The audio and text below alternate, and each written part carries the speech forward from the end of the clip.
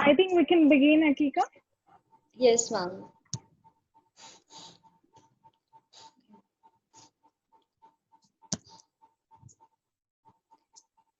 Okay, sir. So may I begin? Yeah. E-learning doesn't just happen. It requires careful planning and implementation. A very good morning to everyone present here. I am Ekika Sharma, the moderator of today's session, which is being organized by Law Internships. Law Internships, which is started by few individuals from the field of law, Mr. Shubham Solanki sir, who is co-founder and partner, and Amrita Jain ma'am, who is the long-term partner. Law internship is set with the objective of providing first-hand experience of the day-to-day functioning of various legal bodies through legal internships to students pursuing undergraduate and postgraduate program in law. So we have amongst us Advocate Akash Raman Sinha. Sir is an associate at Singhania and Company LLP, and he handles civil, corporate, intellectual property matters. He has appeared before High Court of Karnataka, district courts, NCLT, and other tribunals. We heartily welcome you, sir. So the topic for the today's session is an introduction to competition law. Brief topics that are to be covered in today's session are: first, history of competition law in India. Second, the important elements of Competition Act 2002, especially Section 3 and Section 4 of the Act. Third, relevant market. Fourth, combination regulation. And last, some myths about competition law. Before we begin with the session, I would like to give few instructions to everybody. First of all, it is going to be an interactive session. So, after every topic, we are going to open the floor for questions. Participants, please note you can either write your question in chat box or question it in the chat box, or raise your hands and then we will recognize you. I also request everybody to mute their mics and turn their videos on. Over to you, sir. Thank you, Akika. Uh, as she's already acquainted all of you with the topic that we'll be dealing with, I'll straight away get to it without any further ado. However, at the outset, I would like to clarify that my intention over here is not to be a monopoly. So this should be a dialogue rather than a monologue, because the only way going forward, both of us will benefit out of this, right? Now, Right. yeah. So competition law has seen a lot of growth in the last few decades, especially since the 1990s after the LPG policy was adopted by countries worldwide. There are a lot of new geographical regions that are now employing competition law. And there's an increasing trend of new sectors also being subjected to competition law. There's a huge pressure on competition law in today's day and age to be the market regulator and to sort out any or all of the market distortions that are out there. Now, the origin of competition law, we can say that it was the creation of Adam Smith. And he wrote in his book, Wealth of Nations, as to competition is an environment where there's liberty to trade. The modern day competition law, much of that we have to give our regard to America, because America, through Sherman Act, through Clayton Act, came up with the modern competition law. Now, before I even begin to trace the history of competition law, I would like to introduce you guys to the topic of doctrine of restraint of trade. Because without understanding this common law doctrine, it will be very difficult for us to appreciate the nuances of competition law. So this doctrine is a common law doctrine, it's an English doctrine. What this doctrine essentially postulates is that any agreement in restraint of trade is void. What this essentially means is that even if I have entered into an agreement with you where I have voluntarily imposed upon myself an obligation that I will not enter into a particular trade, a particular profession, or a particular vocation, despite me having chosen to impose that obligation upon myself, that agreement is void. Why? Because it is primarily against public policy, is how the common law perceives it. Additionally, it also aims at creating monopoly and distorting competition, which competition law also abhors. I will trace the evolution of this doctrine by way of just two cases so that it's clear how the doctrine was actually evolved and how it exists today. There was a case called Bayer's case, B-Y-E-R. The person was named Bayer, and he entered into an agreement not to enter into a trade of manufacturing dye in a particular town for a period of 6 months. Eventually he did. Subsequently, his actions were challenged. The court observed that since this agreement is in restraint of trade, the obligation that he imposed upon himself is void, and he can continue manufacturing dye if he wants to. The agreement never existed, it being against public policy. So that was the traditional way how the doctrine came into being. However, the modern way in which we see this doctrine is that agreements which are in partial restraint of trade can be lawful as long as the partial restraint can be justified if it is reasonable in nature. Now, this can be traced through the case of Nordenfelt versus Maxim Nordenfelt. As I am talking, if you guys want to take down notes, you can. And if you want me to go a little slower, feel free to unmute your mics and tell me that, right? So again, where I was? Yeah, Nordenfelt versus Maxim Nordenfelt. Here, there was this person named by the name Nordenfelt. He had a huge business of manufacturing guns and ammunitions, and he eventually sold it to another company for $25 million or something. It was a huge amount. And the condition imposed on Maxim Nordenfelt was that he will not enter into any business with his rivals of Nordenfelt.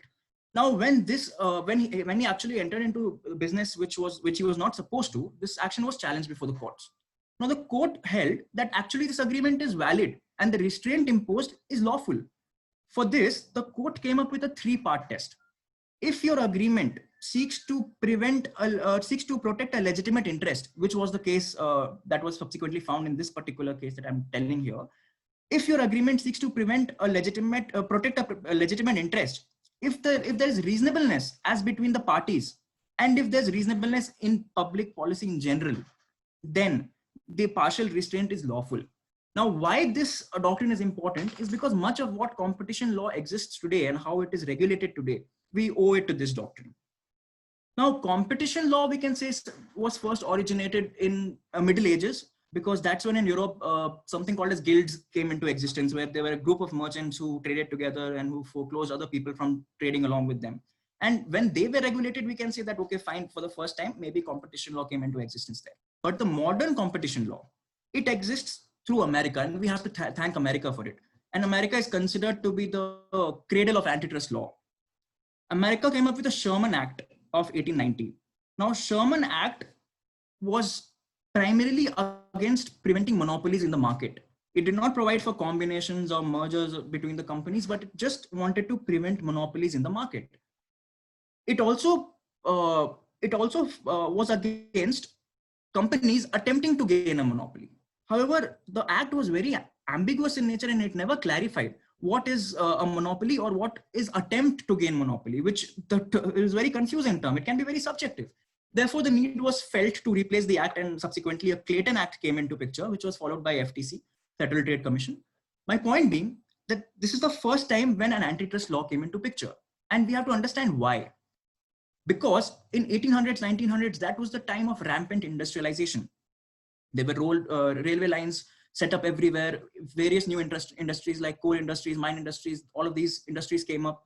And banking and financial sector, they organized themselves to be in a condition to provide finance to these sectors. So the industrialization happened and all these big corporations benefited tremendously. However, the local merchant, a local tradesman, these people suffered. They had huge inputs, but very low outputs, very low returns.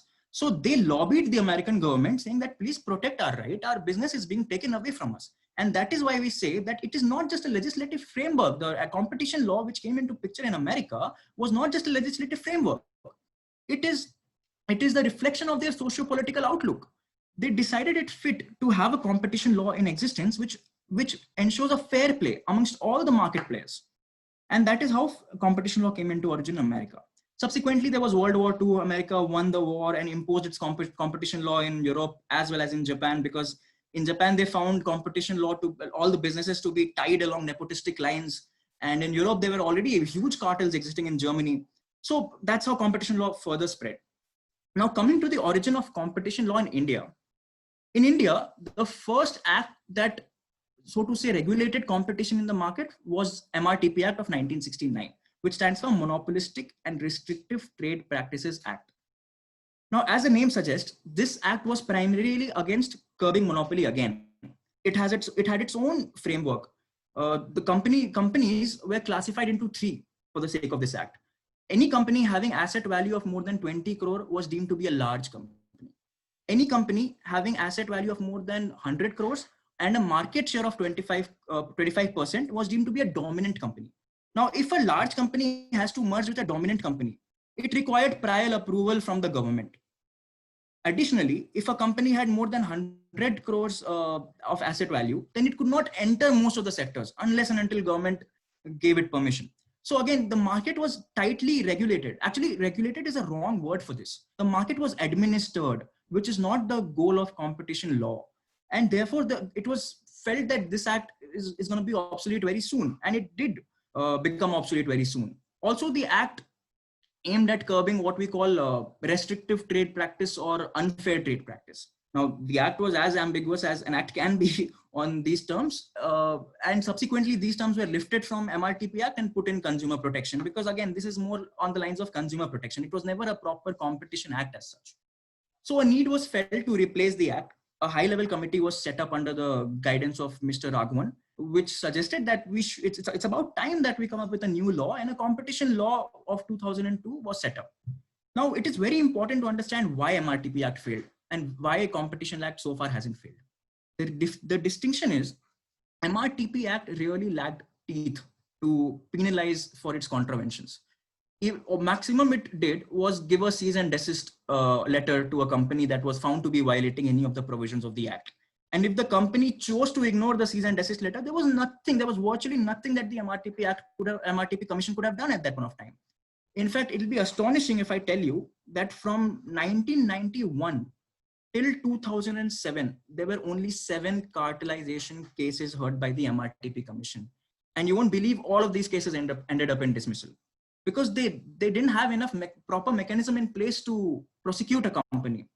Now, again, it will also be astonishing for you to realize that Competition Act came into picture in 2002, but MRTP functioned till 2007. Now, how is that? Because again, as things go in India, the Competition Act was challenged before the Supreme Court. Why? Because it contained an appeal provision where the body established under the Competition Act to hear the disputes was to be headed by a bureaucrat. And the appeal from there was directly to go to Supreme Court. One lawyer got offended and he was like, how can that be? Like, we will not accept appeals from a bureaucrat. It should be a judicial body.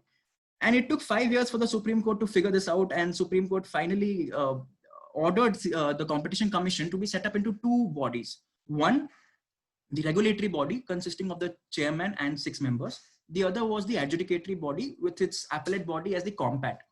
Now, COMPAT did function for quite a few years, and there were retired Supreme Court judges which actually presided over COMPAT. There were, I think, 3 retired Supreme Court judges that presided over COMPAT.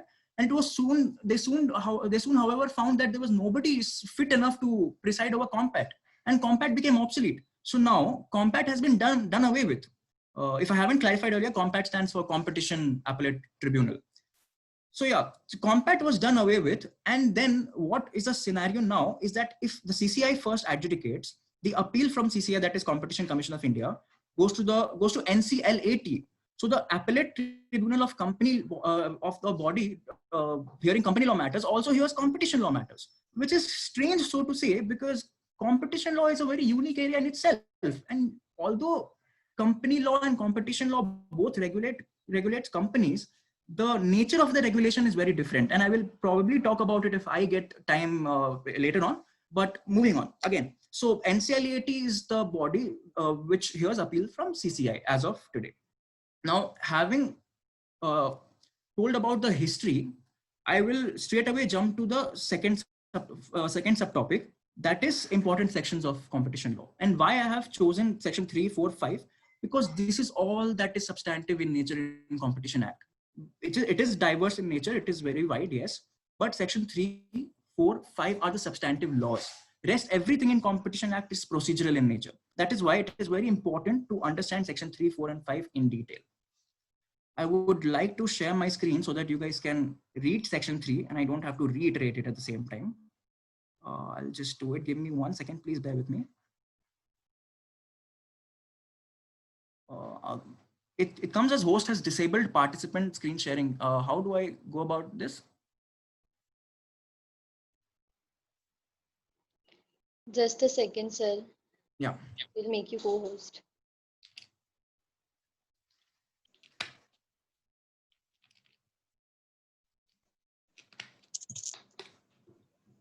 Prerna, kindly transfer the host right to Akash, sir. Prerna. Yes, sir. Yeah.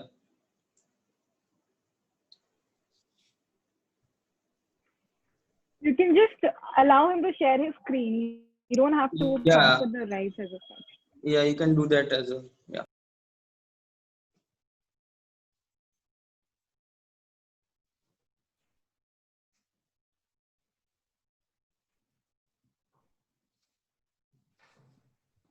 Sir, you may share your screen.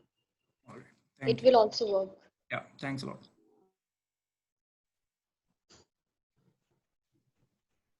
I hope you guys can see Competition Act. Yes, sir. All right. I'll straight away go to section 3.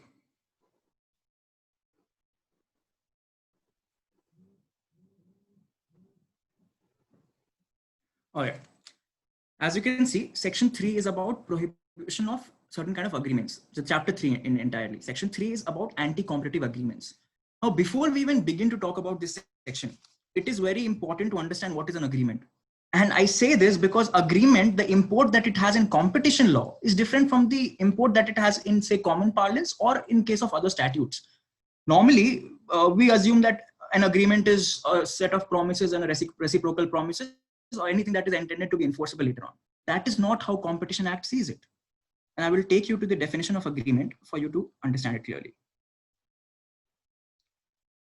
As you can see, Competition Act defines agreement as any arrangement or understanding or action in concert, whether or not it is formal in nature or whether or not it is intended to be enforceable by law. Now, arrangement or understanding is still understandable to an extent, but most people will be confused about this word, this phrase, action in concert. Now, Lord Denning, in one famous United Kingdom judgment, he retorted that people who enter into combinations or who enter into all these cartelization practices or who abuse their dominant position, they also know that there's a regulator who will be looking after them, who will be minutely observing their practices. So they don't enter into formal agreements. In his words, they don't shout it from their rooftops that, listen, I'm going to go and enter into an agreement. Even a nod or a wink will suffice.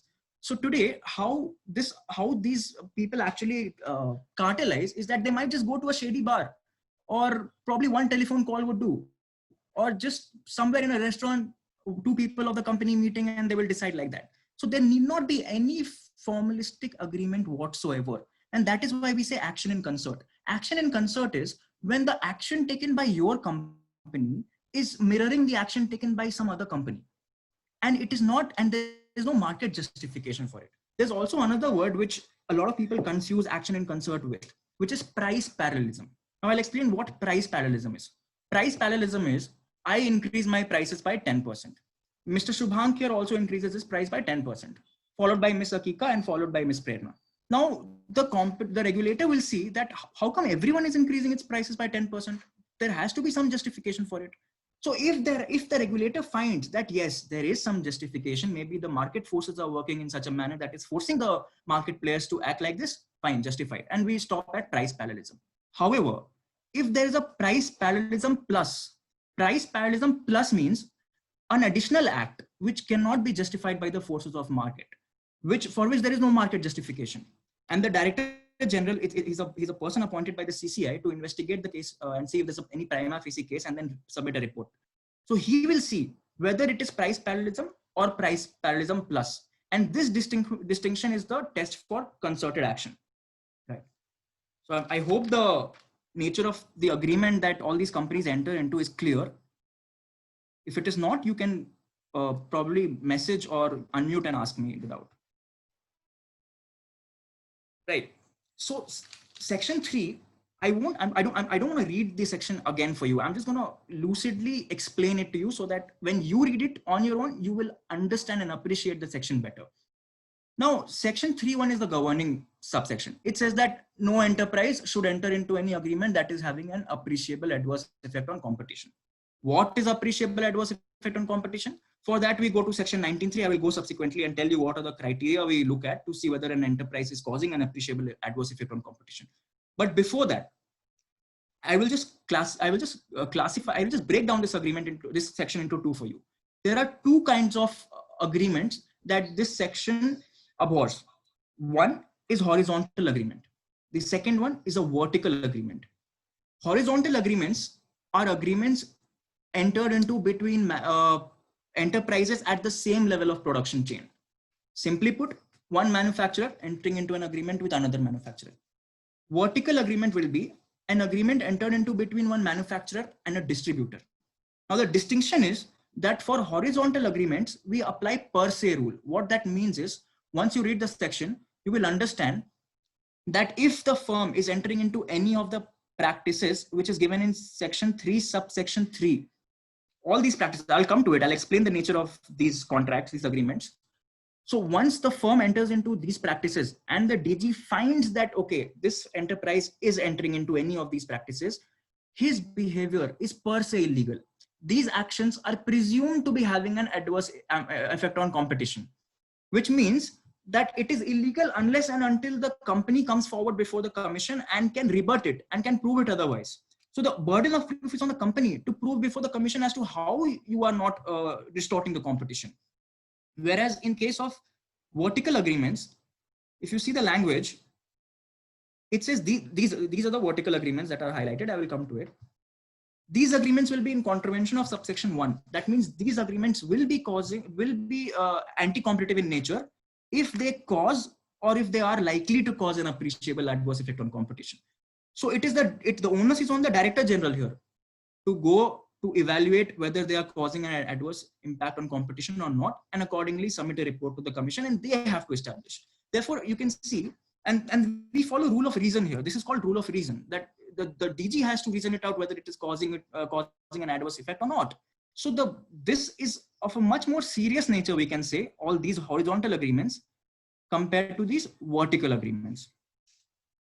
Now, I will explain all these agreements one by one to you, so that it's very easy to understand it subsequently.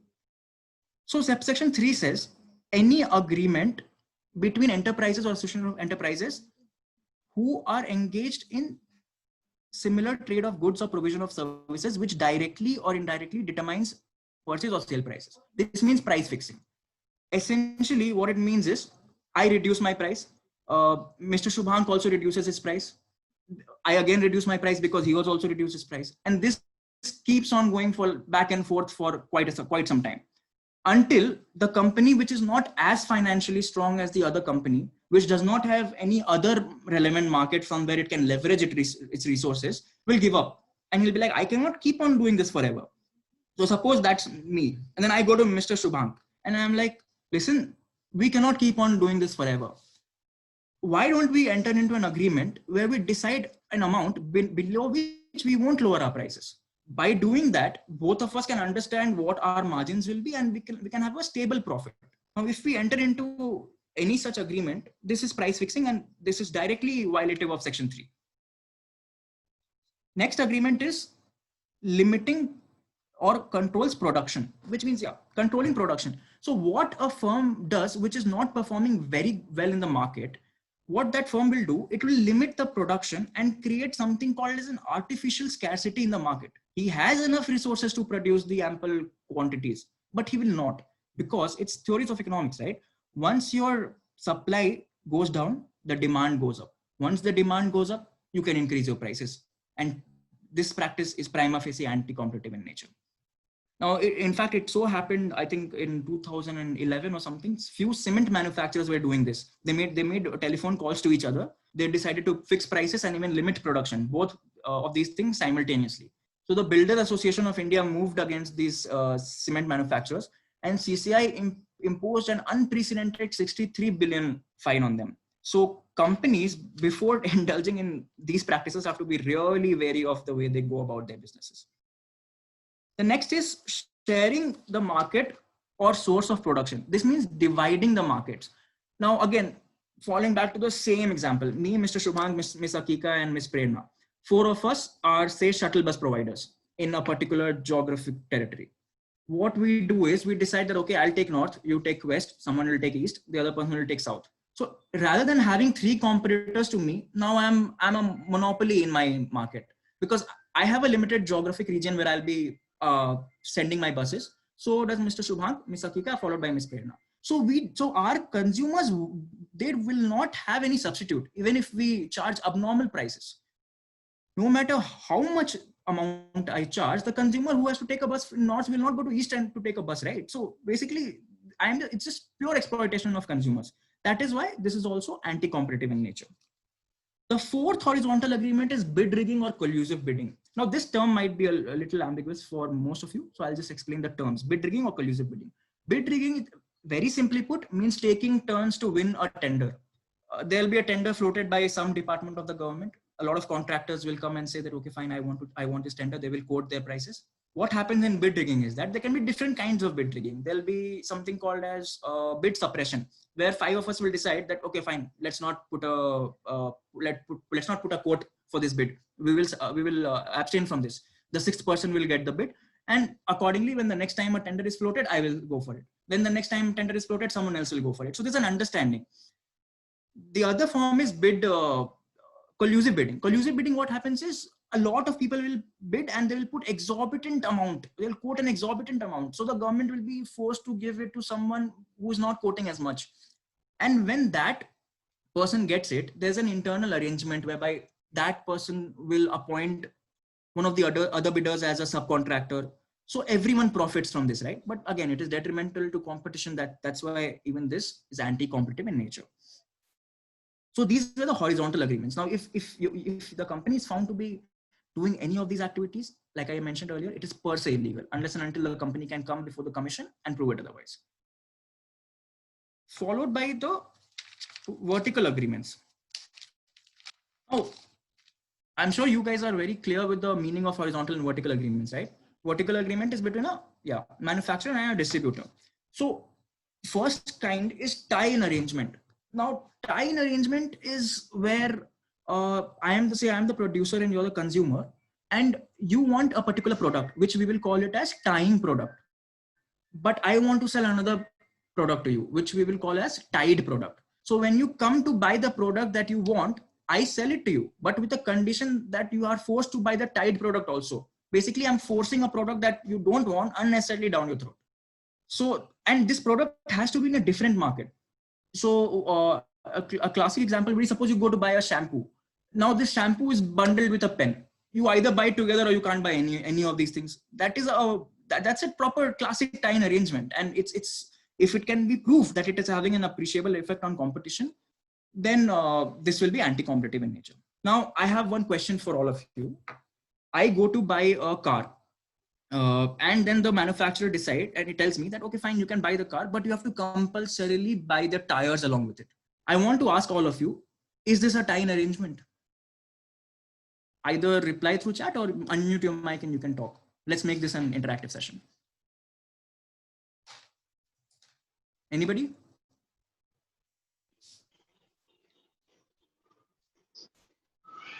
Sir, I guess it won't be because it's not a compulsion. Is it a compulsion to buy tires along the car? Sorry, please repeat. So can you I am having just a small doubt that is it compulsory to buy tires along with the car? That this is the only condition. Is this the only condition on which that's the only condition? It's saying that along with the car, you have to buy the tires also. I also want to try this to answer this question. Mr. Akash, what I think, according to your example, I must say that this is not the anti-competition agreement as per the section 3. True. Absolutely. Right? You're 100% correct. There's a difference between a tie-in arrangement and a bundling. This is a classic example of bundling. Because the goods are in the same market, for a tie-in arrangement, the goods have to be in a different market. Another example I'll give you, if the first was not very clear, because first was, I mean, you can clearly make out that a shampoo is very different from a pen. They are in different relevant markets. but things might always not be this black and white. For example, I am a company that manufactures medical devices. Now, it's suppose, say it's an EMR machine, like very high costly machine. Now, one hospital comes to me and they're like, I want to buy this particular device. So I say that, okay, fine, you are free to buy it. But along with the device, you have to buy surgical equipment. You have to buy gloves, you have to buy syringes and all of that. Now it looks like they're in the same market, consumables, right? Hospital, but they're not. A medical device is very different from surgical equipments. So this is also a tie-in arrangement. Not always will you find tie-in arrangement examples as clear as a shampoo and a pen, right? I hope that's clear. All right, moving forward, we have exclusive supply agreement. Exclusive supply agreement is when I'm forcing the distributor to just buy my products. I'm entering into an agreement. It's like, if I'm selling it to you, you cannot buy it from anybody else. Simple as that. Then there is exclusive distribution. Exclusive distribution is where I have, say, 4 distributors. And again, you must have remembered I gave you an example where there are shuttle bus providers and I occupy north, someone occupies south. There, the manufacturer himself was occupying different territories and being the monopolist over there. Here, I am putting my distributors to go and occupy one particular part of the territory and sell the distributed product exclusively over there, unhindered of other distributors. This I do so as to ensure there can be various reasons. So, like, if I have to justify this, I will say that to ensure that the supply is constant and available at different parts, different sectors. Now, there's a very famous case of Telco versus, okay, I don't remember which party, but Telco case is commonly how we refer to it as. Now, this case justified exclusive distribution agreement. This case, I think, happened in somewhere in 1990s. And Telco was a major manufacturer of trucks and heavy automobile parts. Now, back then, along with Telco, there were few other manufacturers like Ashok Leyland, then Premium Motors, and totally there were 4 manufacturers, Telco being one of them. Now, Telco entered into agreements with its distributors that they can only buy parts from Telco and provide it to the next supply chain. Also, it entered into an agreement that you cannot sell above this price or you cannot sell below this price, which is resale price maintenance. We will be coming to that. And additionally, the distributors were only supposed to sell in a particular geographical area. Only in one distributor, only in north, one distributor only in south, and so on and so forth. Now, Telco had acquired a market share of 80% in the relevant market. Relevant market is also a very interesting concept, and we'll be coming to that subsequently. So Telco had acquired total 80% market share, and it was a monopolist, so to say. And when these agreements were seen, whether they are anti-competitive in nature, because it's in the nature of resale price maintenance, it's in the nature of exclusive distribution, and even exclusive supply for that matter, the commission said that it is prima facie, it's anti-competitive. DG also submitted the same report. Commission also concurred with the report of the DG, and it was held to be anti-competitive and fine was imposed. However, this case went up till Supreme Court. The Supreme Court appreciated the arguments put forward by Telco, and Supreme Court understood the dynamics of competition. The competition need not always be looked at vertically. Like, fine, I am restricting my distributor from supplying into other areas, but you have to understand that is where rule of reason came into picture. We have to understand why Telco is doing this, because the supply was less, demand was more. Telco wanted to make sure that its parts or its service that the distributors provide is available across India. That's why in a uniform basis, it stationed its distributors at different locations. Price maintenance, why it did was it did not want the distributors to charge an exorbitant price, as a result of which Telco will lose its customers. Also, Telco provided training to these distributors as to how to service and all of that. So when you are providing training, that much control you can have over your distributors. And the Supreme Court understood this reasoning, and the Supreme Court appreciated the fact that this might just motivate other 3 players in the market to also come up with such a concrete mechanism which can further and bolster competition in the market. So my point being that tie-in arrangement, exclusive distribution need not always be illegal. Now, I actually wanted to ask another question, but it skipped my mind. So I'll come back to it. It's about tie-in arrangement. It's an actual case. The actual verdict I'll tell you later, but I want to know the opinion of all of you. Now, in this case, a person wanted to register his pet to the Kennel Club of India. There's something called as Kennel Club of India, and you can register your pet there. He filled the registration form, and he put a demand draft of 100 rupees in favor of the Kennel Club of India. Now, when he went for registration, a Kennel Club mandated that you are also supposed to subscribe to our monthly magazine, which is called the National India Kennel Gazette. And the person approached CCI saying that, listen, it's actually before the MRTP commission. It was much before CCI was conceptualized.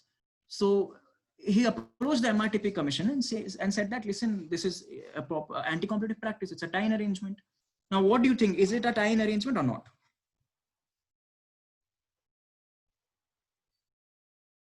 Anybody?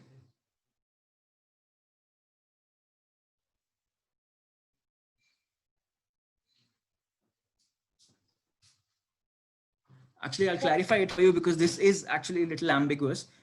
Yeah. You only answer this question, Mr. Akash.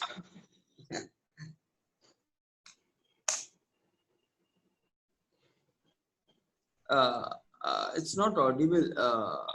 I think you're not audible, Mr. Akash. Akika, check once.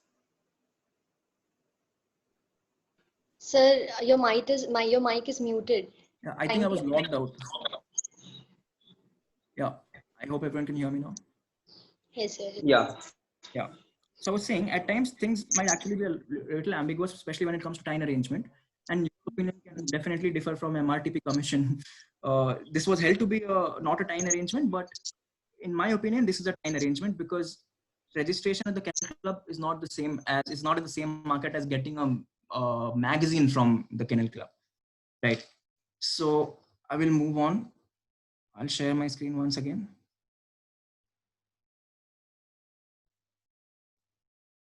I hope you can see. Right. Coming to refusal to deal, I think it's self-explanatory. You just stop dealing with a particular enterprise. Suppose I provide lead, which is used to manufacture pencil. You are a pencil manufacturer. I have been providing you lead for you to manufacture a pencil. Now a third player comes into the market. Now I have some understanding with the third player and I only provide to the third player and I stop providing to you. This is proper refusal to deal, and this is also anti-competitive in nature. Resale price maintenance, I think it's very clear. In the telco case itself, I explained as to how the manufacturer puts a condition on the distributor that you cannot charge below this price or you cannot charge above this price. Either ways, it's resale price maintenance. It's not all, like I said earlier, it's not always illegal. It will be seen on a fact-to-fact basis whether it is illegal or not. Now you will see in section 5 that Competition Act recognizes the exception by IPR. So a company which is doing something to protect its intellectual property right, it might not run foul of this particular section. It can if it's still choosing to abuse its IPR. So there's a dichotomy which exists between IPR and competition law, and that can be a separate topic on its own. So if I do get time at the end of this session, I would clarify this for you. But right now, I will just move on to section 4, and I will hopefully come back to this at the end of the session. Now, section 3 was against anti-competitive practices. It targeted agreements that are either horizontal in nature or vertical in nature between manufacturer or manufacturer and distributor. Now, section 4 is about the enterprise alone. Section 4 provides for abuse of dominant position. Now, we have to understand what is a dominant position. Dominant, an enterprise can be said to be in a dominant position if it possesses market power. Now, market power, now to understand dominant position, we have to first understand market power. So I will share one PPT that I've prepared, which I will be sending across to all of you at the end of this session. I did not want to just refer to the PPT at all times because I wanted all of you to focus on what I say because it's important to understand that. So just for the sake of explaining what market power is, I will refer to the PPT and get back. I hope you can see. One second, I'll just share the PPT.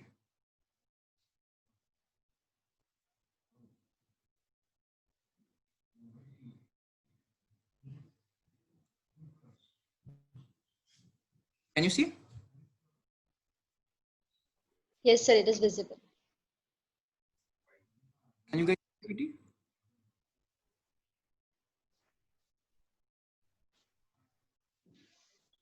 I'm sorry, sir, can you please repeat it? I guess there is some network problem. Actually, all of us are using, Can you're you see using the Wi-Fi. PPT now? No.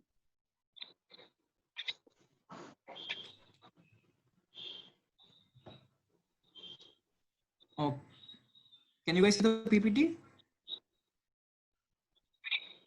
Yes, sir. Yeah. Right. So to appreciate the concept of abuse of dominant, first we have to understand what is dominance. To understand what is dominance, we have to understand market power. And at the same time, I will be clarifying relevant market also for all of you.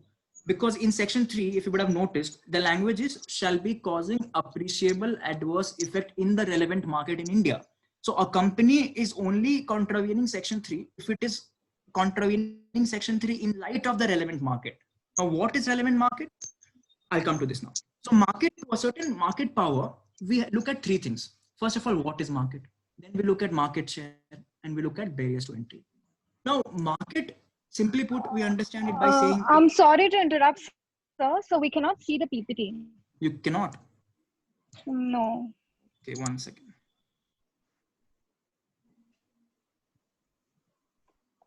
I'm really sorry about this, little technologically challenged, as you can see. Can you see it now? Yeah, perfect. Yes, sir, not visible.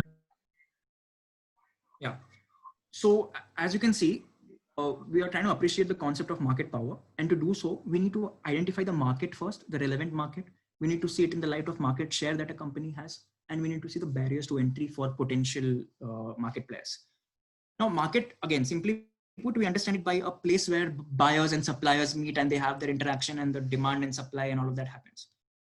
Relevant market, as per the Competition Act, it's defined in section 2, you can refer to it later. As per Competition Act, relevant market is to be understood in light of relevant product market and relevant geographic market. Relevant product market means a market where the products are substitutable, simply put.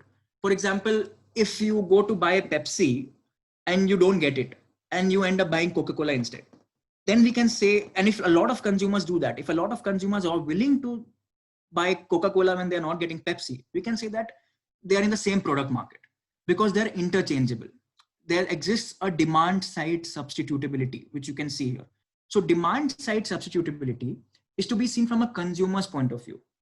If the price of, say, tea goes up tomorrow, will you switch to buying coffee?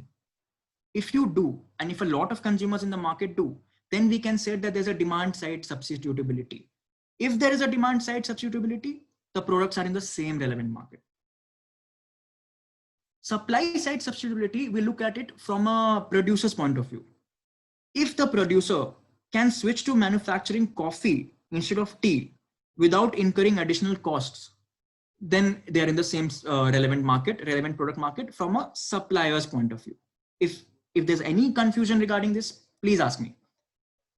So this is how we identify relevant product market, through demand side substitutability and through supply side substitutability.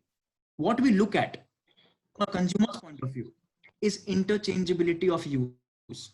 Can one product be interchanged for the other? There's a case about this. It's called a case, where the question was whether non-alcoholic beverages are in the same market or not. Anybody? What do you think?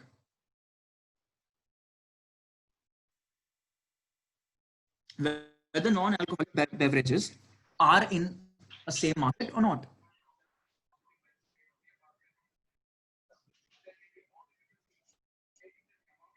All right, I'll clarify it for you. As per this case, and to be honest, not. Because the interchangeability of use principle was applied and said that if you have to quench your thirst, you will only drink water. You won't drink soft drinks to quench your thirst. So despite being in the same category of non-alcoholic beverages, they are not in the same product market. I'm giving you as simple as examples as possible for all of you to understand this concept. Now, what we look at also is cross elasticity of demand. Cross elasticity of demand again means the same thing. if the price of my product goes, are the consumers switching to someone else's product or not? If they are immediately, then it means that there's a high cross price elasticity. If there's a high cross elasticity of demand, it means that the products are in the same relevant market, because as soon as I increase my price, consumers will shift. So I cannot keep abusing my dominant position. That's why they are said to be in the same relevant market. On the other hand, if I keep increasing the price of one product and the consumers still stick with me, then I can say that the relevant market might not be the same, because there's low cross elasticity of demand. I will explain this through a case, which is cellophane case, and where this SSNIP test was applied. SSNIP test stands for small yet significant non-transit increase in price. This is the most recognized test worldwide to understand what the relevant market is. The European Commission also has favored this, and they actually use it to see which particular market is the relevant market for the purposes of investigation for competition law purposes. Now, what this test postulates is that we see when a firm increases its price by 5 to 10%, that is the bracket, 5 to 10%. When a firm increases its price by 5 to 10%, are the consumers switching to other products or not? Simple as that. It's the same as cross elasticity of demand. It's an extension of it. If the consumers are, then that is the relevant market. Now, what happened in the cellophane case was, the case is actually called US versus EU DuPont. US versus DuPont, that's how we call it. Now, in that case, there was a company, DuPont, who was a manufacturer of cellophane as in the packaging paper. So the cellophane, that company, cellophane manufacturing company, it had 80% market share in the market for cellophane. And a report was filed against it, and information, we call it in competition law parlance. An information was filed against the company saying that they are violating, they are abusing its dominant position by charging prices. They went to the commission and they said that, listen, we are not charging really high prices, and anyway, your inquiry is false and baseless. Why? Because you're proceeding against me in the wrong market. Market for cellophane is not the market you should be concerned with. You should be concerned with market for packaging materials. In a market for packaging materials, there'll be other products such as aluminum foil or paper, whatsoever. So you understand, right? So they said that in the market for packaging materials, I only have 25% market share. In the market for cellophane, I do have 75. However, for the purposes of inquiry, relevant market is market for packaging material. So what the commission did, the commission employed the SSNIP test to determine what exactly is the relevant market. Now, when this company increased its prices by another 5 to 10%, it was observed that most of the consumers switched to the other product, the other packaging materials. So the company discharged this, so the commission discharged this company from its liability and said that, fine, we understand that the relevant product market is the market for packaging materials and not the market for cellophane. Now, it was soon realized after this case was done that there was a major wrong committed by the commission. And till date, we refer to this as the cellophane fallacy. Why? Because they understood the concept of cross elasticity of demand. What they did not understand is own price elasticity. Actually, I will include it over here when I am sending the PPT across. So own price elasticity means, in this context, like how I explained this example of cellophane company, what they were doing, they were already charging monopolistic prices. Before they increased the price by 5 to 10% for the purposes of inquiry, for a period of 3 to 4 months, they were already charging monopolistic prices. Now, there has to be some time when the consumers will get fed up. So what the commission failed to notice is that for the bulk of the time frame, they were charging monopolistic prices and the consumers were not switching, which means that the relevant product market should never have been market for packaging materials. Because the consumers only wanted cellophane, there was a particular preference towards it because of its special characteristics or whatsoever. But because the consumer preference pointed towards that, the commission should have been prudent enough to realize that the market for the purposes of inquiry will be market for packaging, market for cellophane, and not market for packaging material. Had the commission appreciated this nuance, it would have been found as violative of the competitive competition provisions.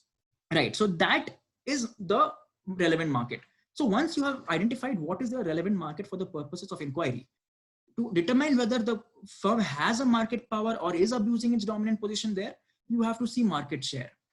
Now, again, market share is only an indicant. It is not conclusive. If I have 75% market share, it does not mean that I'm a dominant player. It mostly means that I'm a dominant player, but to see that, you have to see in light of relevance to my competitors.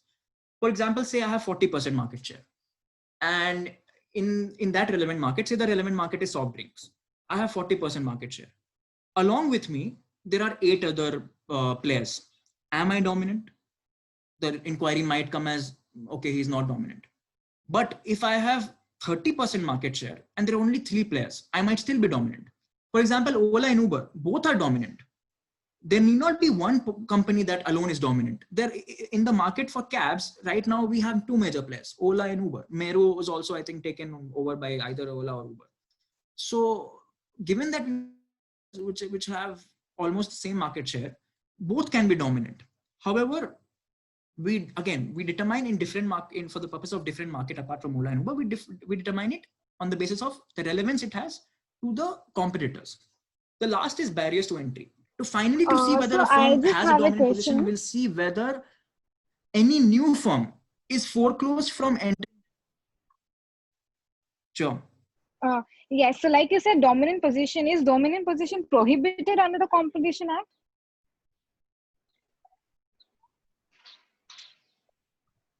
No, dominant position is not prohibited. It's the myths, and I'm so glad you asked me this question. I was anyway going to cover it.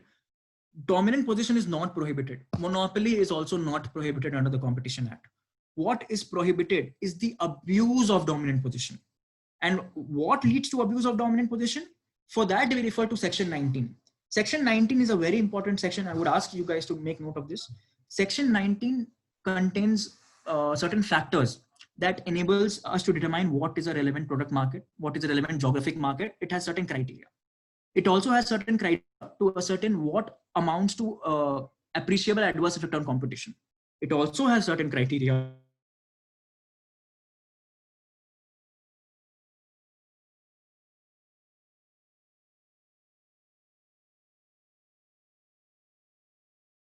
Yeah, I was thrown out again from the meeting. I'm really sorry about that. Some network issue, I guess.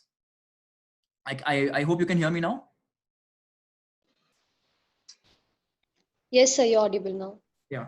So I was saying it also has certain criteria for us to ascertain what abuse of dominance is. Again, I will be dealing with Section 4 in detail, so I will explain what abuse of dominance is. But yes, to answer your question, dominant position is not illegal for the purposes of the competition inquiry. It's abuse of dominance that is illegal. Now, again, to conclude, the last thing was barriers to entry, which means that have I used my dominant position to lobby the government and put in certain regulatory framework because of which a new participant cannot join? Or have I been doing predatory pricing? Again, predatory pricing, I will again explain when I'm dealing with Section 4. So without further ado, I'll just straight away go to Section 4. So, yeah, I guess we are having a doubt from Abhish Khare. So, yeah. Shall I read it? Sure. Okay. Whether the monopoly of government in some market is anti-competitive in nature as per competitive law? No. Monopoly government has certain areas where the government has absolute monopoly. For example, power.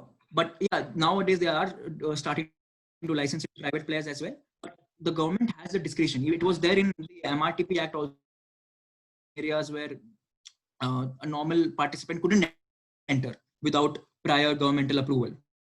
So government can decide to have monopoly in certain areas. So as such, it is not anti-competitive. Certain areas, say defense for that matter, government will have monopoly. Now, times are changing. There might be a time where you will see more and more private players there, but it is all policy decisions. And therefore, it won't be anti-competitive as such. Right. Can you see Section 4 now?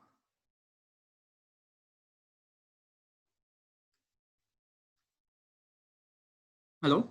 I hope I'm audible. Yes, so we can see so. Right. So again, I I will break down this section. I won't read the entire thing. This section forbids two particular kind of practice. One is exclusionary practice. If you see, it says that there shall be an abuse of dominant position if this is exploitative in nature. If the enterprise imposes an unfair condition in purchase of sale of goods or price in sale of goods.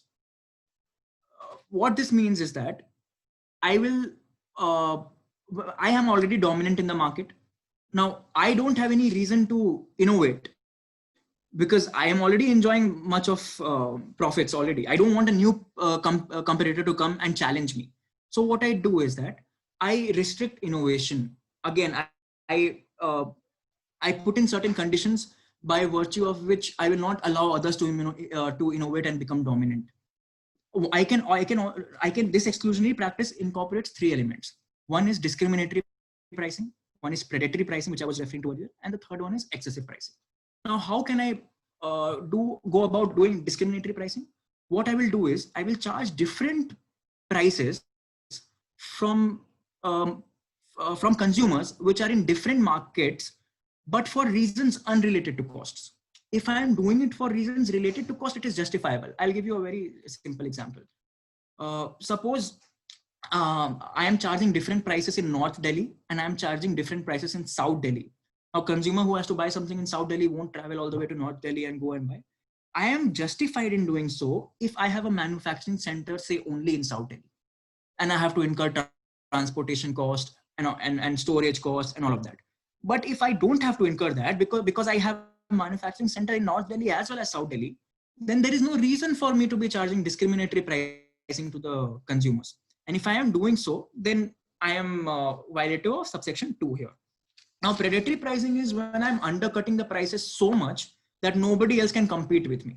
Suppose it takes rupees, I'm selling this pen for rupees 12, all right?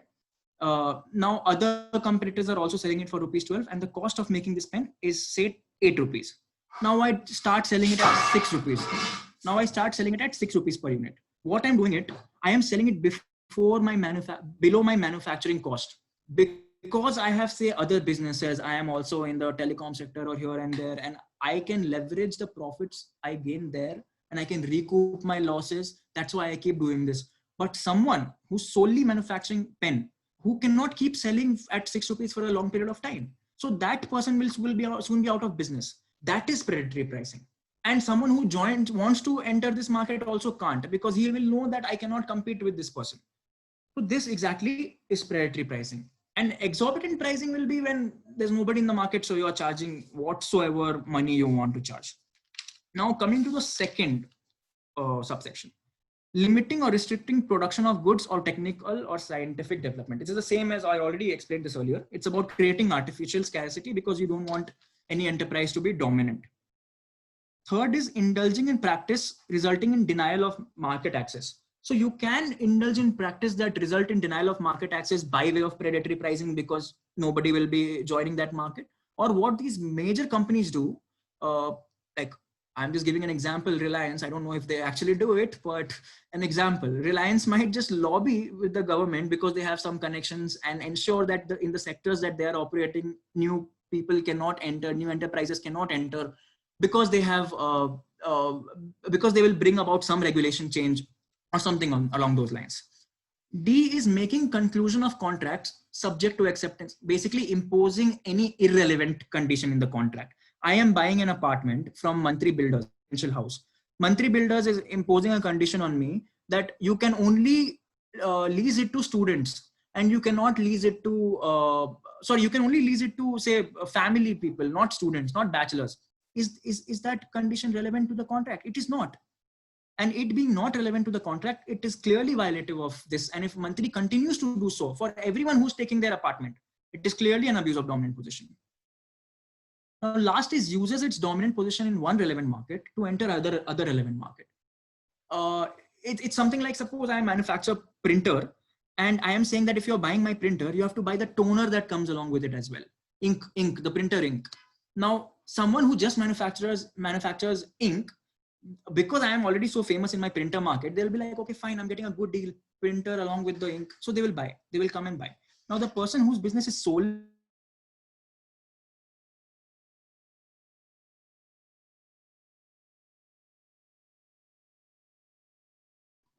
Yeah, sorry about that. I was kicked out again. So a person whose business is solely dependent on manufacturing ink will be out of the market. And this is one way of abusing the dominant position. Right. So I have finished with section 4 as well. The last one is section 5. Section 3 and 4 regulates conducts of the companies. One company entering into an agreement with another company, or it will be section 3. One company are using its dominance position on its own, section 4. Section 5 is combination. Now, this is something that MRTP Act never provided for. MRTP Act only provided for conduct of an enterprise. But this one provides for regulation of combination also.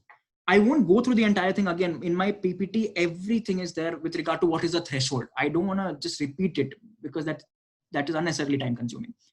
As per section 5, there is a particular threshold based on your asset value and based on your turnover. If you are entering, if you're merging with some other company, and if you are crossing that threshold, then you have to notify the CCI. That is dealt with, the notification part is dealt with section 6, which is regulation of combination. Section 5 only prescribes the threshold, that this is the particular value. If you have asset value so and so in India, if you have asset value so and so in US, I mean basically out of India, then you are entering into a combination. As soon as your merger leads to a combination, you have to notify the CCI. Now you have to notify the CCI either within 30 days of your board of directors deciding that yes, let's merge with some other company, or within 30 days of execution of any agreement which provides for acquisition of some other enterprise, or within 30 days of you starting to exercise more than 50% of the control of some other company. So once you do this, the combination will take note of the fact that, all right, there's a particular, the commission, the Competitive Commission of India, the Competition Commission of India, they will take note of the fact that, all right, there's a combination that is coming into existence, which is triggering the threshold under section 5. So they will start an inquiry. They will see whether this is likely to have an appreciable adverse effect on competition, something along the lines of section 3 and 4. If there is, then they might make structural or behavioral changes to the company. Structural changes means changing the dynamics of how the company is merging with the other company. It might, they might ask for disinvestment. They might ask to drop, like if there are 3 companies merging, they will say, okay, fine, only 2 companies should merge. Behavioral changes is they will regulate the way and they will be charging the prices and so on and so forth. So after evaluating, the commission will have 210 days, after which the combination will be deemed to be approved if an order is not passed earlier. If an order is passed earlier, well and good. Then the commission will either accept the combination, reject the combination, or accept it with changes. It so happened in Delhi that PVR Cinemas decided to acquire DLF's DT Cinemas. Now, DT Cinemas had 29 screens across Delhi and certain nearby areas, which is called NCR. And it had 10 upcoming screens as well. So when this matter was seized before the Competition Commission, they launched an inquiry. They found the relevant geographic market to be all the areas in Delhi, North Delhi, East Delhi, West Delhi. They found the relevant geographic market to be Gurgaon also, even Chandigarh for that matter. Then they found relevant product market to be market for multiplexes and market for high-end single screen theaters, because there's a particular kind of customer that you are catering, right? DT Cinemas, the lower strata of the society generally won't be able to afford that much. So that's why the relevant product market was categorized as market for multiplexes and market for high-end single screen theaters. Now, after having gone through the potential effects of the company on the combination on the competition, the CCI said that said that this is not permissible. We need to make some modifications.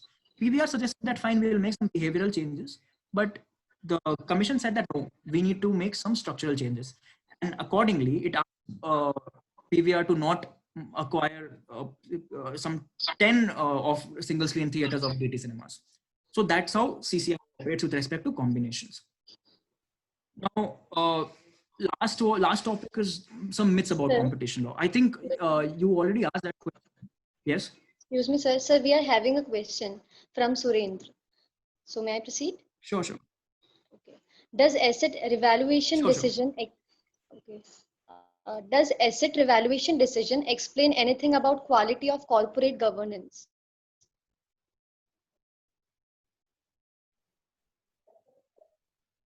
I'm really sorry to inform, but this is not a competition law question as such.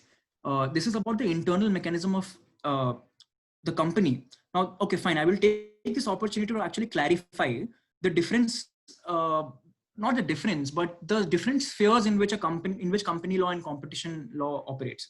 Company law regulates the internal conduct, like the question posed by my friend over here. All the ESOPs and all the asset revolution decision for the purpose of corporate governance, it's all the internal decision of the company law, of the company. So it will be regulated by company law. Competition law regulates its conduct with other enterprises functioning in the market. The only time, obviously we are regulating companies, so we need to know about company law. But the only time when you actually make use of a proper service is when you are dealing with the concept of single economic entity. In single economic entity, you go through the concept of control, and you understand control by virtue of how control is defined in company law. Now, I explained earlier section 3, and I did not want to touch upon single economic entity because it's a very vast topic. It might require a long time to explain, but I will try to do my best to summarize in 5 minutes, if I may. So if you read section 3, you will see that it talks about enterprises. And if you go to the definition in section 2, it says that enterprise includes either an undertaking on its own or undertaking along with its subsidiaries. What this means, so that Tata Group together can be a single economic entity. Now the question is, if an agreement is entered into between subsidiaries of Tata Group or between subsidiaries of Tata Group along with the parent company, does that trigger section 3 violation? So it requires a lot of analysis, but here is where we look at company law and go through the concept of control, where it's 50% of the shares or appointing most of the directors. But even that at times is not conclusive, because there have been cases where despite having 100% of the shares, it has been deemed that the parent company is not in control. So we ultimately the inquiry is centered around the fact whether the subsidiary company is able to operate on its own in the market independently. Accordingly, we decide whether it's a single economic entity. And if it's a single economic entity, then it is precluded from the violations in section 3. It is it's a defense. It's a group company's defense. So this is the only sphere where we actually utilize much of company law, the control doctrine. Otherwise, the question asked is more about internal regulation of company, and it does not have much to deal with competition law. Again, Ms. Akika, you've already asked me about certain myths like, is dominant position bad? So I've clarified that dominant position is not bad, but abuse of dominance is. Similarly, monopoly is not bad, but abuse of monopoly is. The last myth that I want to clarify is that people assume competition law to be automatic in nature, and a fact that it might not need a regulator, or that regulator, if a regulator is there, then the market is free from distortions. It's not true. Why? Because there are certain inherent remedies in the market. Like, even if I'm increasing my price, even if Puma is increasing its price, will you switch to another brand if you have that much of brand loyalty? So things like brand loyalty, consumer preferences, these change the dynamics of how a market operates. And there can never be a regulator that can completely ensure that the market is free of distortions. However, we say that a competition law is effective when it is adding 1.5% to the GDP of the country. So, I mean, for the bulk of the time since competition law has been in existence, that was not the case. But of late, we are seeing that competition law is contributing a lot to the GDP. So yeah, with that, I think I've covered almost all my topics, and I'm way past my time also. So I do not want to take extra time unless and until there are some questions that you guys might have, and I would be very glad to clarify the same. Yes, sir. There's one more doubt by Avni Shukla. She's asking, what happens in market where there is sole dominance? Like in case of Indian Railways, do competition law is not violative of such cases of public undertakings? No. I have clarified this earlier. These are government decisions. There are certain areas like power, railways, where dominance exists, so as to ensure that the quality of service and service is provided to everyone. And if it is probably given to private parties as well, the amount of coordination that is required between the wings of railways might not be there. So the government can decide certain sectors where the government wants to have governmental control alone. It is again like that. You might see a time where there will be more private coming into the market, but as such, it is not an abuse of dominance. It is a governmental decision and it is justified. Okay, thank you, sir.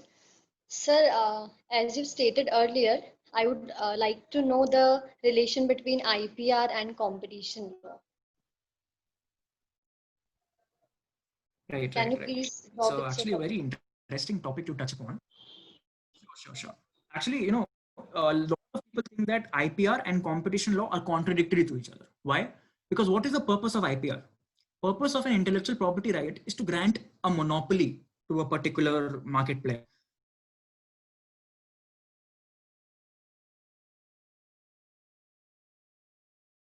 Sir, your mic. Hello? Yeah, I was muted, I think. Yes, sir, you are audible now. Yeah.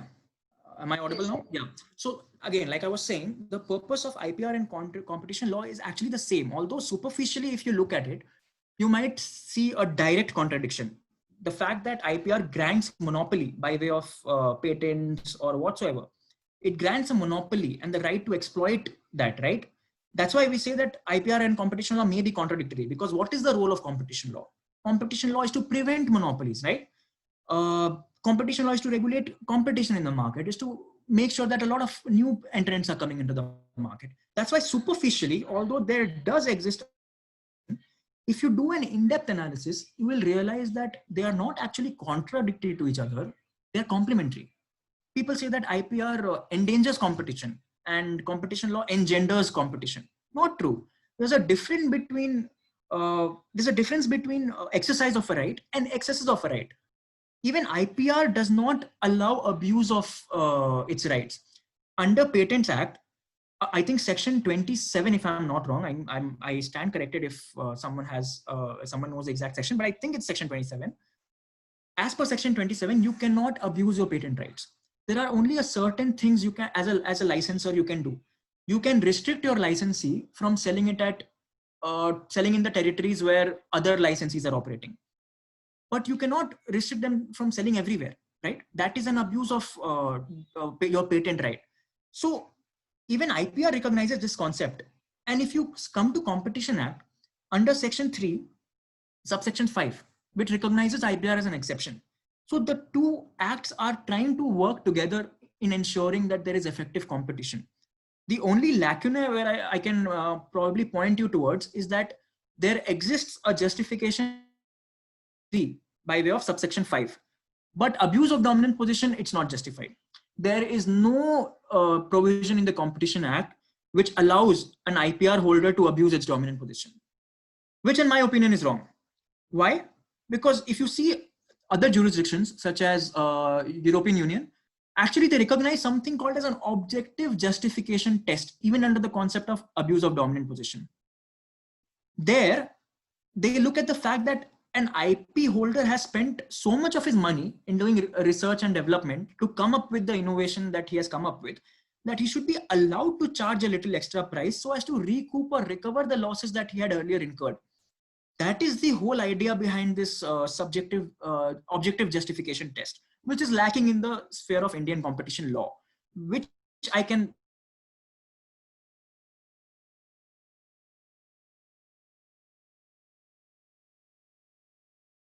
Sir, you are muted. Yeah, I'm really sorry. I was kicked out again. Yeah, am I audible now? Yes, sir, you are audible.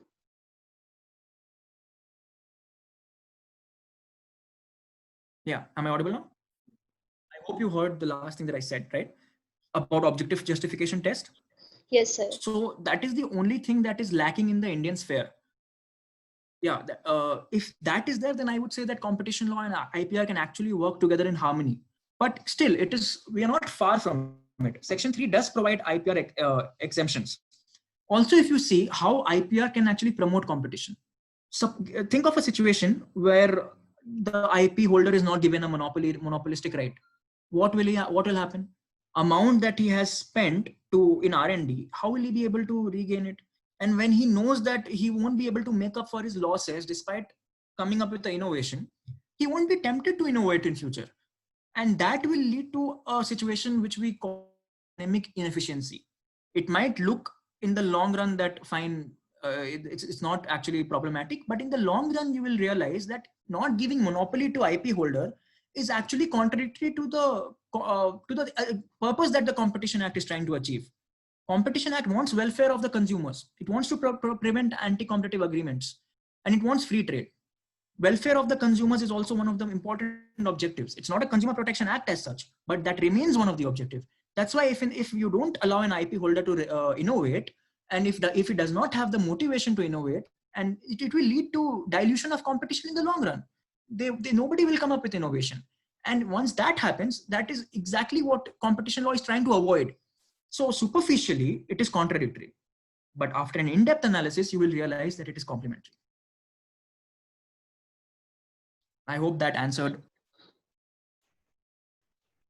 So, I guess you're not audible. Neither is your screen visible.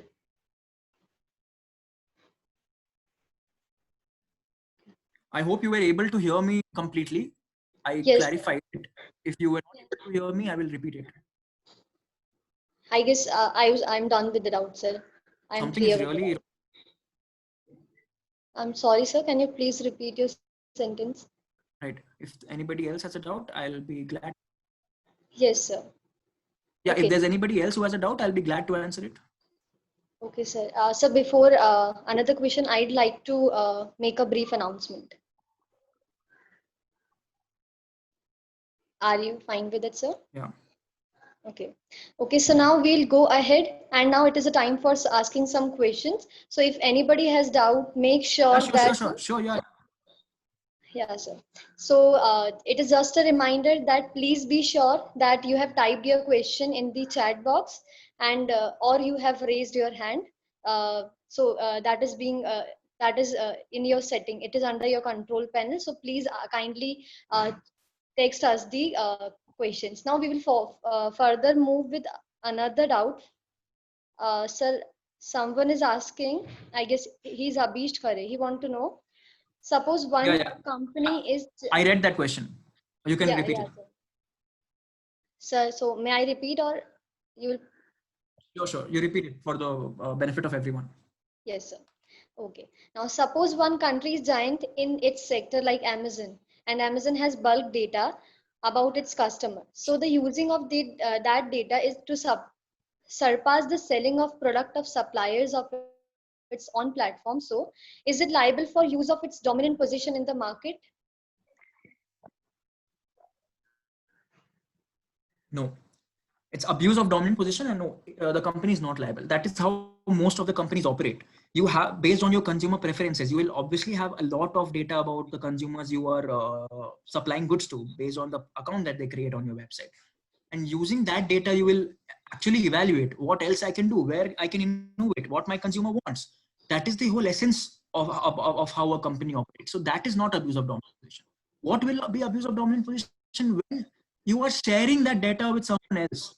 If Amazon is sharing the data that it has so collected with some other company, and both of them have together decided to use it to their advantage, foreclose a entry of a third a competitor in the market, then that will be abuse of dominant position.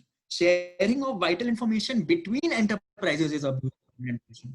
It's not an abuse of dominant position if the company is just merely perusing the information that it has so managed to collect from us over the years as a result of the supply that it is providing to the consumers. I hope that answered the query.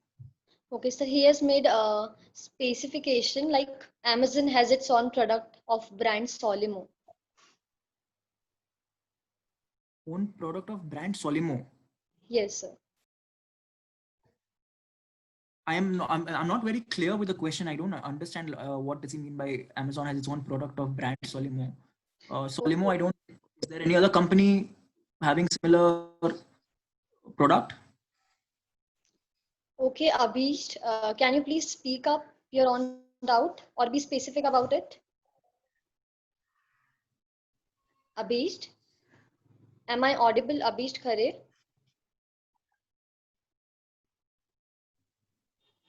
Okay, sir, before he responds, I'd like you to answer with another question that earlier you have mentioned about Yeah. CCI.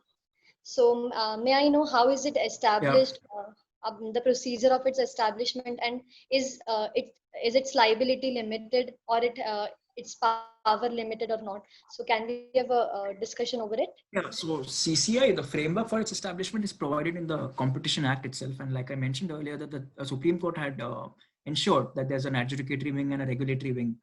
Now, the procedure, how it goes is that CCI initiates a case when someone finds an information. We don't say a complaint, we say an information.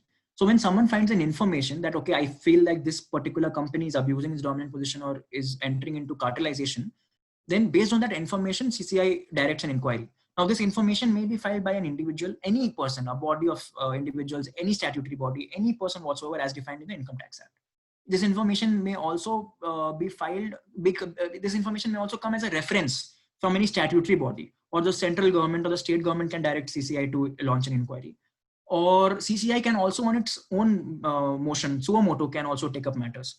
And once it takes up a matter, if it sees that there's a prima facie case, it will direct the Director General, whose office is there for the sole purpose of making inquiries into such agreements. So the Director General will make inquiries and give a report to the CCI saying that I feel like there has been an anti-competitive agreement or otherwise. If it has been made by way of a reference from the statutory body, then this report has to be mandatorily forwarded to the statutory body that made the reference. Now, once a DG submits the report, then CCI, if the DG's report is like, I don't think that there's any anti-competitive agreement happening, then the CCI will forward this to the parties that filed the information and ask for objections. So once they give the objections, CCI will then either again direct the DG to investigate, or then investigates on its own motion and hear the parties and then adjudicate. Now, how you can file information? If you are an individual, you have to pay a fees of 5,000 rupees. If you are a company that is having a turnover of up to 1 crore, then 20,000. And for other companies more than 1 crore, it's 50,000. That's why the filing fees is very high to ensure that there is no frivolous cases and the like. So what you have to do when you want to file, you have to send the information to the Secretary General of CCI, and it should contain your statement of facts, the grounds on which you are coming to CCI, the details of the enterprise against which you are filing the information. It should also contain other supporting documents like affidavit and evidence and so on and so forth. Now, after making the inquiry, CCI has powers to impose penalty. Now, one thing that CCI can do is by way of an interim order itself, it can ask the companies who are indulging in the practice to cease and desist from carrying on the anti-competitive practice or abusing its dominant position. So by way of an interim order, it can do that. Once it comes to the final stage, then CCI has the power to impose a penalty of up to 10% of the average turnover of the 3 preceding years. Now, again, there is evolving jurisprudence around this. There have been cases which have which say that this 10% penalty which CCI is imposing should be on the turnover of the relevant market in which the company is operating, or in which the company is resulted in anti-competitive agreement or an abuse of dominant position. Some cases say that no, because they have done such an act, it is all right to penalize them on the basis of 10% of the average turnover of all the markets that the company is operating in. So CCI can do both. If the company is a cartel, then it can penalize by charging 3 times the profit amount that the cartel managed to make in the course of the power to enter into a memorandum of agreement with any foreign agency. So if there's an international cartel happening, but with the prior permission of the central government, CCI can actually coordinate with any foreign agency and investigate. And now the evolving jurisprudence is such in India that now this has also been recognized in Section 32 of Competition Act, which we refer to as effects doctrine, which means that even if an anti-competitive agreement is taking place outside India, CCI has powers to go against it as long as the effects are felt in India. So actually earlier there was a celebrated case of soda ash where the Supreme Court said that no, we don't have any such powers. But now that by way of amendment, Section 32 has come into picture, CCI has a power to do that also. Okay, thank you, sir. This means the jurisdiction of CCI is over international matters too. If one of the disputed party is falls within its jurisdiction. Excuse me, couldn't hear you Uh, properly. Sir, No, means even if even if the dominant party is not in India, even if he's operating out of India, if the effects of his action are felt in India, CCI can still proceed. okay, sir. Thank you so much, sir. And sir, another doubt. Yeah. What are the effects that has been put forth or that has been faced due to COVID-19 crisis on competition law? So, are there any issues as such? Yeah, there are bound to be issues. Now, it's actually a very good question because you see, like a lot of companies are facing losses.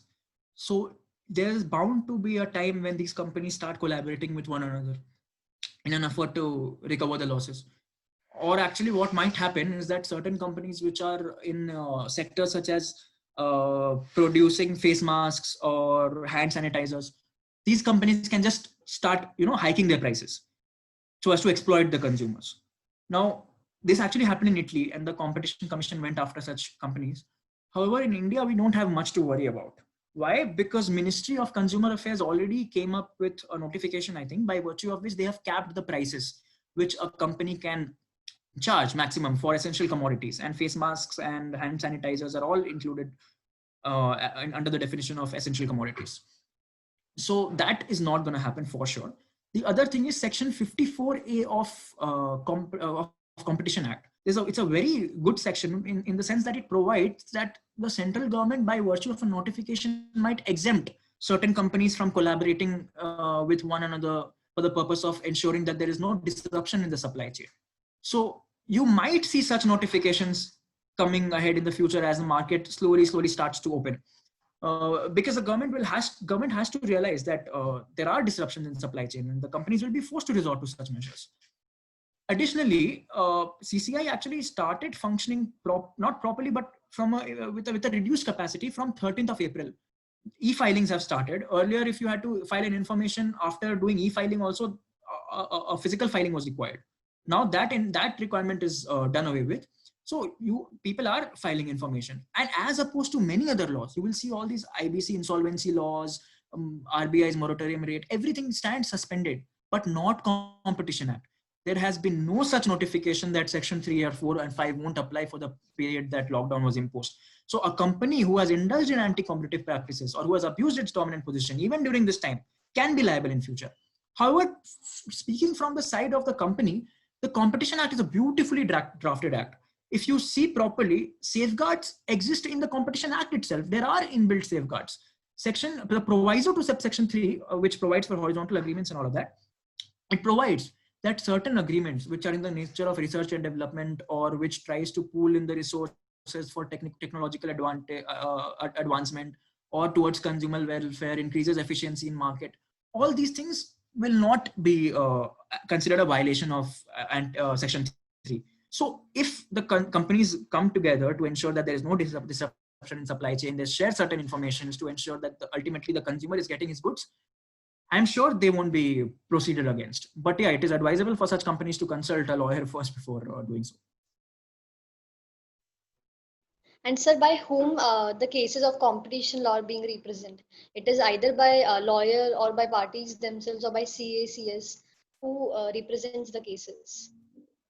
No, there is no such requirement that a lawyer necessarily has to go. It is up to the party. A party can directly appear in person. If it's a company, can probably be represented by its authorized officer. CACS can also go. Yes, true, you're correct about it. And yeah, if they choose to appoint a legal practitioner, that's always advisable, because you see the area of competition law is very niche. Even the lawyers which were practicing from say 1990s, 80s, 2000s, they don't really know in too much detail about Competition Act 2002. It's a new legislation. So, and it requires an understanding of economics as well. So, and there are certain cases of overlap between regulators. There are cases where SEBI is also exercising jurisdiction, where Competition Commission of India is also exercising jurisdiction. There's a famous case of Micromax and Sony about patents. I should have mentioned this actually earlier when you asked me about the IPR question. their High Court was also exercising jurisdiction and CCI was also exercising jurisdiction. Then the High Court affirmed CCI's jurisdiction, said that no, CCI has the power and CCI will take a note of the matter. And ultimately there was an agreement between Micromax and Sony and the matter was disposed of. My point being, there are cases where there are multiple jurisdictions also. So for to appreciate such things or to challenge these jurisdictions of the other regulator or the court, it is important, it is better to have a legal practitioner go. But yeah, there is no requirement as such, but parties should always look to appoint a legal practitioner.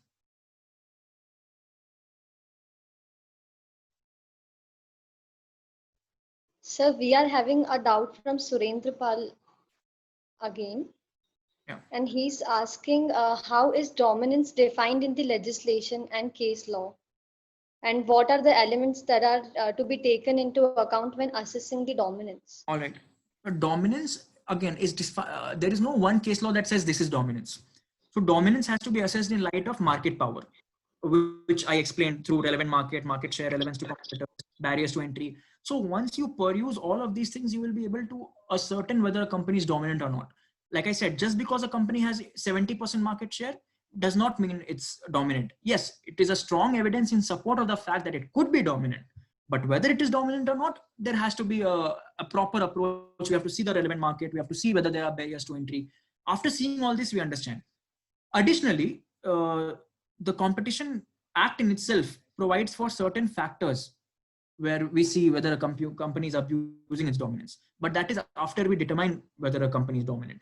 To determine whether there's a dominant, you will have to go through, like, based on your facts, you'll have to read other cases to understand whether in similar situations the other company was held to be dominant or not. But overall, the concept of market power comes into picture. If I have to say it in one sentence, I will say that if a company starts operating independently of its competitors or of the market forces, regardless of what is happening in the market, there's a recession going on, everyone is reducing its prices, but I continue to increase it. I continue to charge exorbitant amount, and because of brand preference or just the sheer quality of my goods, if people are still coming and buying my products, well, I am making profit out of it. So in a way, I'm abusing my dominant position. So that can be an indicative of a dominant position when you start operating independently of the market forces. Okay, thank you so much, sir. It looks like we have covered all our questions. Now, I guess if there are some more queries from our audience, then they may text us. Sure, and the PPT that I've prepared, I will send it across to you, I believe, and then you can probably share with the participants as you will have their details. Yes, sir. Sure. Thank you so much. I will exit now. Okay, sir, before wrapping up, do you wish to say anything or give us some suggestion and anything like that? Actually, I will bring this to the information of all of you. There's a CCI seminar that is going to be happening sometime next year. I think it's supposed to be March 2021, for which you have to submit papers by August 2020. And CCI seminar, if your paper gets published by CCI, it's a really huge deal. And it might be a webinar for all you know. If circumstances in light of COVID-19 don't improve, then they might just shift it to a webinar. But now you have to submit a 1,000-page abstract. If it gets selected, you will be invited to call, they'll call you for a paper or like a research paper, not having more than 5,000 or 6,000 words. So I will really encourage all of you to explore certain topics to write for and probably go for this seminar. You can choose single economic entity concept. It's a really intriguing topic.